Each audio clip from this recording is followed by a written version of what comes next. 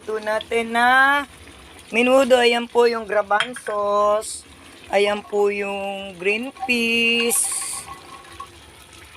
Huwag niyo po isasama yung sabaw, ha? Kasi hindi po sinasama yon.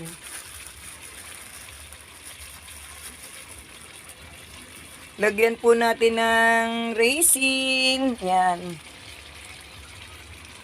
At saka po natin ilalagay ang ating patatas at hotdog. Ayan, yummy. Sarap po yan. Kahit po yan ay matagal yung hindi maubos.